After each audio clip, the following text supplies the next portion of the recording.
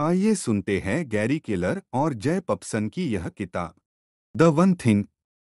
अध्याय 1 परिचय। अगर आपको बड़ा बनना है तो सबसे पहले आपको बड़ा सोचना होगा।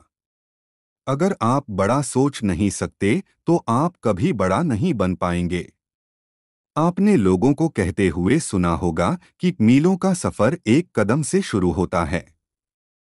लेकिन मीलों का सफर इस सोच से शुरू होता है कि हमें मीलों का सफर करना है। हम में से ज्यादातर लोग बड़ा नहीं सोच पाते। अगर हम बड़ा सोचने की कोशिश करें तो कहीं ना कहीं हमारा दिमाग हमसे कहता है, हवा में मत उड़ो, एक दिन गिरोगे तो जमीन पर ही आओगे। इस तरह की सोच ही हमें तारों को छूने से रोक देती है। जब हम ऐसी सोच को अपने ऊपर हावी होने देते हैं, तब हम पूरी तरह से नकारात्मकता से भर जाते हैं, जो हमारी क्षमता को कम करके हमें एक सीमा में कैद कर देती है। अगर हम इतिहास में जाकर देखें तो हमें पता लगेगा कि कुछ लोगों ने अपने आप की सीमा कभी नहीं नापी। वे बस आगे बढ़ते गए और एक दिन उन्होंने वो कर दिखाया जिसे लोग असंभव का नाम दिया करते थे। उदाहरण के लिए आप उन दो भाइयों को ले लीजिए जिन्होंने 16 साल की मेहनत के बाद साइकिल के पुर्जों से हवाई जहाज बनाकर दिखाया था। विज्ञान की दुनिया में आपको ऐसे ही अनगिनत लोग मिलेंगे जिन्होंने वो काम करके दिखाया जो सुनने में आज भी असंभव लगता है। हमारी सीमा सिर्फ हमारी सोच पर निर्भर करती है। अगर आप बड़ा सोच सकते हैं तो आप बड़ा बन सकते हैं। अध्याय 2। सभी चीजें समान रूप से महत्वपूर्ण नहीं हैं। आप अपने साथ हमेशा एक टू डू लिस्ट रखिए जिसमें आप अपने सारे काम को लिखिए जो आपको करने हैं। लेकिन एक बार आपके पास अपनी टू डू लिस्ट हो जाने के बाद आप कैसे तय करेंगे कि किस काम को पहले करना है? आप अपने काम को उनसे मिलने वाले नतीजों के आधार पर क्रम में कीजिए। जैसे अगर कोई काम बड़ा है लेकिन उससे मिलने वाले नतीजे छोटे हैं तो आप उस काम को अंत में कीजिए। अगर कोई काम छोटा है और उससे मिलने वाले नतीजे बड़े हैं तो आप उसे सबसे पहले कीजिए। आप हमेशा नतीजों पर ध्यान दीजिए और उसी के हिसाब से अपने काम को कीजिए। सफल लोग इसी तरह से अपनी लिस्ट बनाते हैं। अचीवर्स हमेशा प्रायोरिटी करके काम करते हैं। वो ऐसी टू डू लिस्ट बनाते हैं जिसे पूरा करने पर वो अपने लक्ष्य के और करीब पहुंच जाएंगे। यदि आपकी टू डू लिस्ट में हर एक चीज लिखी हुई है, तब वो शायद आपको हर जगह पर ले जाएगी, सिवाय उस जगह के जहां आप जाना चाहते हैं। विल्फ्रेडो पैरेटो ने 19वीं शताब्दी में 80-20 का नियम दिया, जिसमें उन्होंने बताया कि इस दुनिया की 80% संपत्ति सिर्फ 20% लोगों के पास है।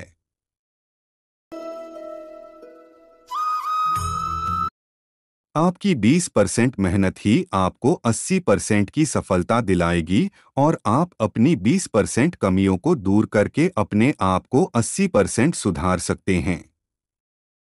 इन बातों से एक बात तो साफ है कि आपके सारे काम जरूरी नहीं हैं। उनमें से कुछ काम के नतीजे बहुत बड़े होंगे जो आपको आगे लेकर जाएंगे। आप इन कामों को सबसे पहले कीजिए। अध्याय 3। छोटे छोटे काम करके अपने लक्ष्य को हासिल करें। कामयाबी की तरफ बढ़ने के लिए आपको सबसे पहले अपने आप से सवाल करना होगा जिससे आपको वहां तक का रास्ता मिल सके।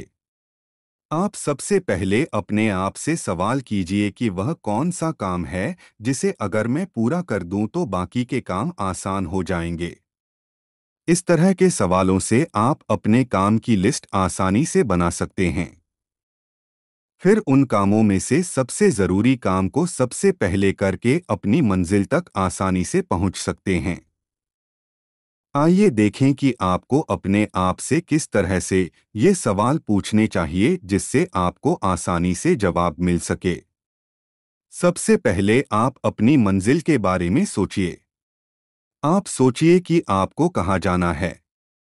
इससे आपको अपने रास्तों के बारे में पता चलेगा। इस सवाल से आपको यह पता लगेगा कि आपको किस तरफ अपने कदम बढ़ाने हैं। अब आप अपनी मंजिल तक जाने वाले रास्ते के बारे में सोचिए। आप सोचिए कि आप इस समय ऐसा क्या कर सकते हैं जिससे आप अपनी मंजिल के करीब पहुंच जाएं। आप सोचिए कि वो कौन सा काम है जिसे करके आप एक कदम आगे बढ़ सकते हैं। आप इन सवालों को अपने आप से हर रोज पूछिए। इससे आपकी आंखों के सामने आपकी मंजिल हमेशा रहेगी और आप हमेशा उसकी तरफ बढ़ने की कोशिश करते रहेंगे। अध्याय 4। मल्टीटास्किंग न करें। मल्टीटास्किंग का मतलब है एक साथ कई काम करना। मल्टीटास्किंग एक झूठ है क्योंकि लगभग सभी मानते हैं कि मल्टीटास्किंग करने से वो बहुत ज्यादा काम कर लेते हैं। यदि आप दो चीजें एक साथ करने की कोशिश करते हैं, तब आप किसी भी चीज को अच्छे तरीके से नहीं कर पाएंगे। मल्टीटास्किंग कंप्यूटर के कई काम एक साथ करने के लिए आया था, पर कंप्यूटर भी मल्टीटास्किंग नहीं कर सकते। वो मल्टीपल टास्क को एक एक करके करते हैं, लेकिन ये काम बहुत तेजी से होता है और हमें लगता है कि कंप्यूटर मल्टीपल टास्क को एक साथ कर रहा है। लोग एक साथ दो या ज्यादा काम कर सकते हैं, जैसे टहलना और बातें करना, परंतु हम एक साथ दो चीजों पर फोकस नहीं कर सकते। हमारा ध्यान आगे पीछे होता रहता है। यह कंप्यूटरों के लिए तो ठीक है, परंतु मनुष्यों के लिए ये एक बहुत बड़ी समस्या है। जब आप एक टास्क से दूसरे टास्क पर स्विच करते हैं, तब दो चीजें होती हैं। पहली लगभग तत्काल है, आप स्विच करने का निश्चय करते हैं। दूसरी कम प्रेडिक्टेबल है, आप जो भी करने वाले हैं उसके लिए आपको उसके नियमों को एक्टिवेट करना पड़ेगा। हमेशा किसी नए टास्क को शुरू करने में और जिसे आपने छोड़ दिया है उसे फिर से शुरू करने में कुछ समय लगता है।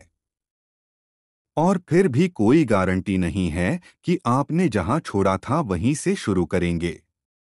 तो हम कभी भी मल्टीटास्किंग को क्यों करें, खासकर जब हम सबसे महत्वपूर्ण काम कर रहे हैं। आप सबसे पहले अपने सबसे जरूरी काम को ढूंढिए और फिर उस काम को अपना पूरा ध्यान दीजिए। अध्याय 5। कामयाबी के लिए अनुशासन और अनुशासन के लिए आदतें। JF कैनेडी ने एक बार अपनी स्पीच में कहा था, आप अपनी आदतों से ही बनते हैं।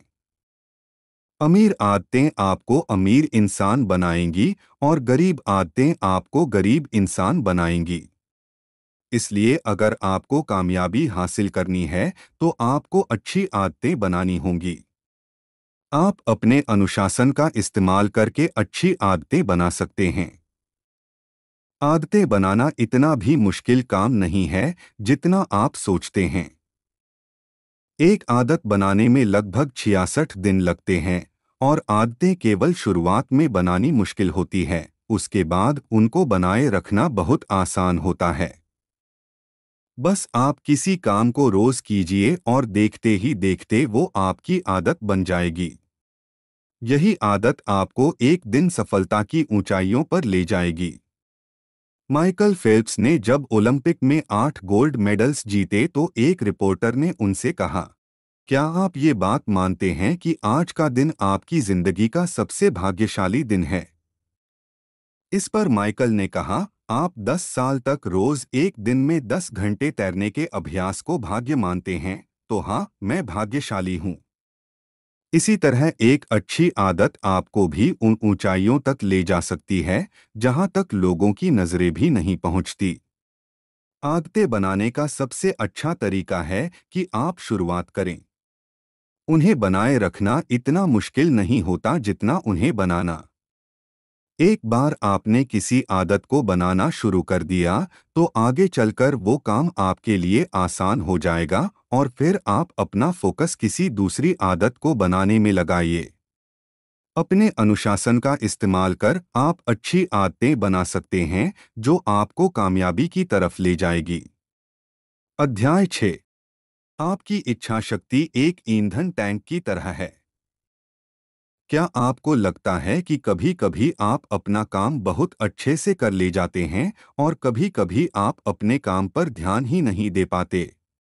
क्या आप किसी गलत आदत को छोड़ने की कोशिश करते हैं, लेकिन कुछ दिन बाद आप फिर से वही काम करने लगते हैं? इसकी वजह यह है कि आपकी इच्छा शक्ति भी कभी-कभी थक जाती है, जिसकी वजह से आप खुद को अपने काम के रास्ते में नहीं रख पाते और भटकने लगते हैं। जब आपकी इच्छा शक्ति कमजोर पड़ने लगती है, तब आप अपनी अच्छी आदतों को बनाए रखने में परेशानी महसूस करेंगे। कमजोर इच्छा शक्ति आपको भी अंदर से कमजोर बना देती है। दिन के किसी एक खास समय पर हमारी इच्छा शक्ति मजबूत होती है, जबकि बाकी समय ये थकी हुई रहती है। ज्यादातर लोग सुबह के समय ज्यादा अच्छे से काम कर पाते हैं। अक्सर बच्चे सुबह सुबह उठकर पढ़ना पसंद करते हैं। वे शाम को अपने काम पर अच्छे से ध्यान नहीं लगा पाते। तो इससे बचने का रास्ता क्या है? हम क्या करें जिससे हमारी इच्छा शक्ति हमेशा मजबूत रख सकें? इसका सीधा सा जवाब है कि आप अपने जरूरी कामों को उस वक्त कीजिए जब आपकी इच्छा शक्ति मजबूत हो। आप अपनी इच्छा शक्ति को पूरी तरह से अपने जरूरी काम के लिए समर्पित कर दीजिए, जिससे आपके जरूरी काम आसानी से हो सकें। अपनी इच्छा शक्ति को उस समय के लिए बचा कर रखिए जब आपको अपनी जिंदगी के अहम फैसले लेने हो या कोई जरूरी काम करना हो। इस तरह से आप अपने आप को कम इच्छा शक्ति से होने वाले नुकसान से बचा सकते हैं और अपनी काम करने की क्षमता को बढ़ा सकते हैं। अध्याय 7। महत्वहीन कार्यों को ना कहना महत्वपूर्ण है। आपके साथ ऐसा कभी न कभी जरूर हुआ होगा जब आप कोई जरूरी काम कर रहे हो और उसी बीच किसी ने आपसे मदद मांगी हो। अक्सर लोग ऐसे हालात में ना नहीं कह पाते और ये वही लोग होते हैं जो कभी जिंदगी में आगे नहीं बढ़ पाते। आइए देखें ऐसा क्यों होता है। जब आप अपने जरूरी काम के बीच किसी दूसरे की मदद करने लगते हैं, तब आप अपना ध्यान अपने खुद के काम से हटा देते हैं।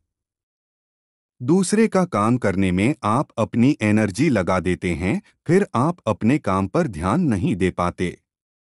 आप दूसरों की मदद करने के दूसरे तरीके भी निकाल सकते हैं। जैसे आप उन्हें छोटे में बता सकते हैं कि कैसे वे खुद उस काम को पूरा कर सकते हैं।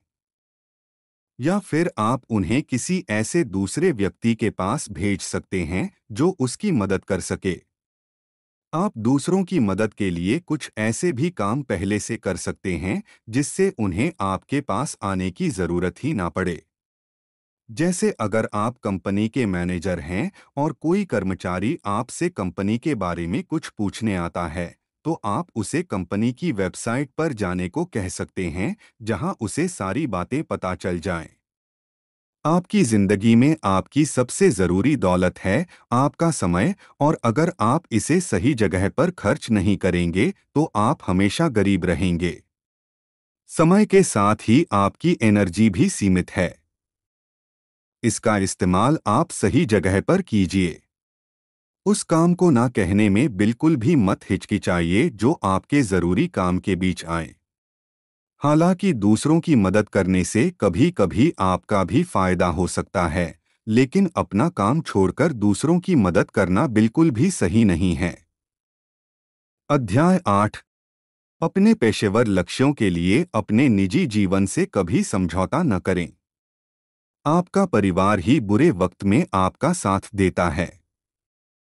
आप सारा दिन कहीं भी काम कर लें, लेकिन शाम होने पर या थक जाने पर आप वापस अपने परिवार के पास ही आएंगे, क्योंकि आपको पता है कि वहीं पहुंचकर आपको थोड़ा सुकून मिलेगा। लेकिन अक्सर हम अपने काम के लिए अपने परिवार को भूल जाते हैं। क्या इससे आप खुश रह पाएंगे? भले ही आप एक दिन दुनिया के सबसे शक्तिशाली व्यक्ति बन जाएं, लेकिन अगर आपके पास खुशी बांटने के लिए कोई नहीं होगा, तो आपके लिए वो कामयाबी कोई मायने नहीं रखेगी। लेखक कहते हैं, मान लीजिए आप 5 गेंदों को हवा में उछालकर खेल रहे हैं। ये 5 गेंद हैं काम, परिवार, दोस्त, सेहत और नैतिकता। एक दिन आपको पता चलता है कि काम की गेंद रबड़ की है, जिसे अगर आप छोड़ दें तो फिर से पकड़ सकते हैं, लेकिन बाकी गेंदें शीशे की हैं, जिन्हें छोड़ने पर वे टूट जाएंगे। आप अगर अपने काम को छोड़ दें तो भी आप फिर से शुरुआत कर सकते हैं, लेकिन अपने परिवार और दोस्तों को खोने के बाद आप कभी उन्हें वापस नहीं पा सकेंगे। इसलिए ये जरूरी है कि उन्हें आप ज्यादा अहमियत दें। क्या आपको याद है जब आप अपने काम की लिस्ट बना रहे थे? उस लिस्ट में आपने सबसे जरूरी काम को सबसे ऊपर लिखा था और सबसे कम जरूरी काम को सबसे नीचे। आप अपने कम जरूरी काम को टालकर अपने परिवार के लिए समय निकाल सकते हैं।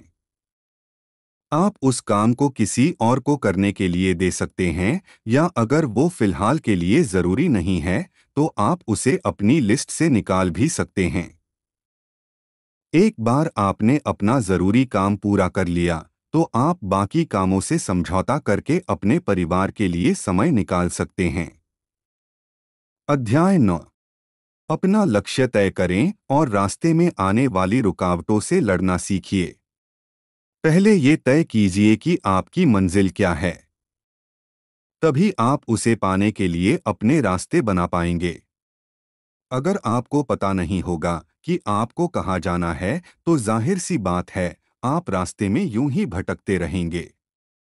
आपके दिमाग में ये सवाल जरूर आएगा कि आखिर आप चल ही क्यों रहे हैं। हर रोज सुबह उठने पर आप शायद अपने आप से ये सवाल सारा दिन पूछते रहें कि आज आपको क्या करना है, लेकिन आपको कोई जवाब नहीं मिलेगा।